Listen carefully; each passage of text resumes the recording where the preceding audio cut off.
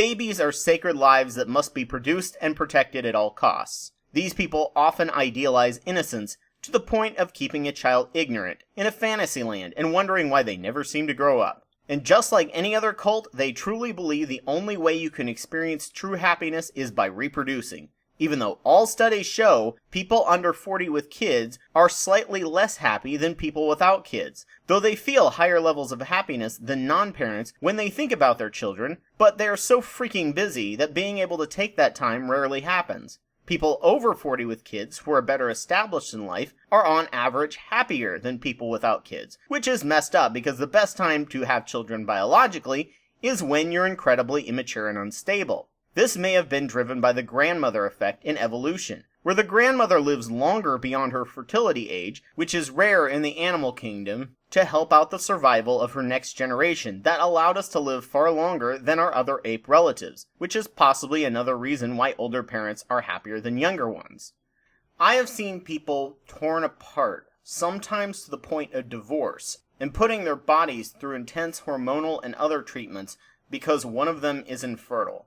When you talk to them, it's as if it's the worst thing that could ever happen to them, that they can't mix their genes and bring about a new life into the world. And the idea of adoption just doesn't feel the same, or they don't feel like they could love another child if it didn't come out of their own genitals. And yes, it's disappointing to be sure, but to treat it like it's the end of the world like some do is staggering, even to the point of breaking up. The self-centeredness of this mindset is just mind-blowing. You're crying that you can't knock boots and get preggers, while a perfectly good, already born child feels alone and abandoned by the entire world. It is entirely understandable that a child you adopt will probably have some emotional and psychological baggage, but the point of parenting should not be solely about you. It is because you want to make a younger person better and to pass on your ideas and values to someone else, which are often much more important than genes.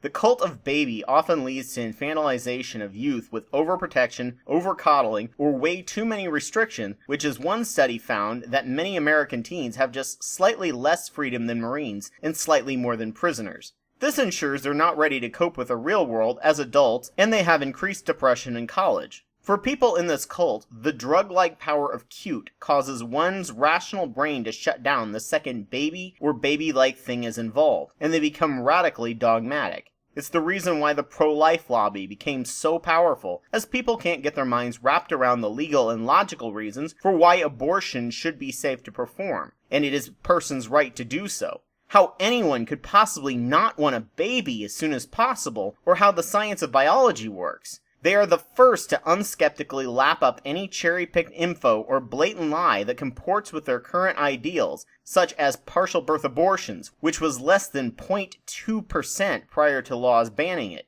Viable late-term abortions, which is either scientifically ambiguous or just called a birth. Abortion regret trauma, which only affects 1% of the population because their religion guilted them into it. Myths about post-abortion cancer rates, and the recent badly edited videos trying to show abortion clinics illegally selling fetal parts. These people also want to keep their kids virginal and chaste because they will always be their little baby, and promote abstinence-only sex education, which has been shown to increase teen pregnancy and abortion rates, because if the kids do have sex, they don't have a clue how to do it safely unless they research it on the internet. And often they get their sex advice from the incredibly secretive under the pain of death from their parents finding out porn, which is always so unrealistic it's ridiculous, but that's why we as adults like it. They demand that all media is sterilized for their children, so they never have to see the realities of life. They also spread the myth that because contraceptives, depending on the type, have 95 to 99.99% success rate preventing pregnancies and STIs, and not 100%, that there's no point in teaching kids their use. By that logic, we should blame drivers for getting into all accidents because they knew the risks.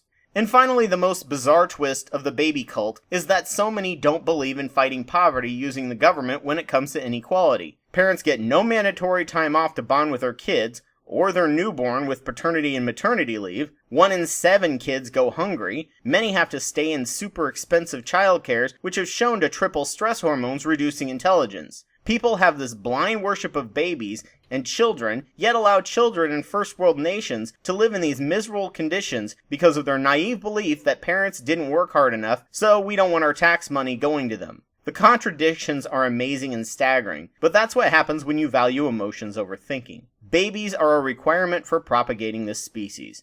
To raise children, you need to raise children with the facts, and not some magical Disney view of them with the power of cute messing with your head. They will not bring you more happiness and fulfillment than any other thing. We can often get the same cute hit looking at baby animals on the internet. If you aren't happy now, you won't be happy as a parent, and you can't return it if you don't like it. Deciding whether or not to have a child should be a very tough, well thought out decision. You should never be dogmatic either way, or you'll end up as an antinatalist. There are lots of reasons to have a child. There are lots of reasons not to as well. Having a child should be about whether you feel you can raise a child that will grow up and be as happy as possible, well-adjusted, and a contributing member of society, not because of how you feel, or you were lonely and needed a friend, or everyone else was doing it. There are no shortages of kids in the world, and plenty are abandoned that need good parents, even though in the US there are 5 times the number of same-sex couples than kids needing adoption, and homophobia and child worship is preventing these kids from finding good homes.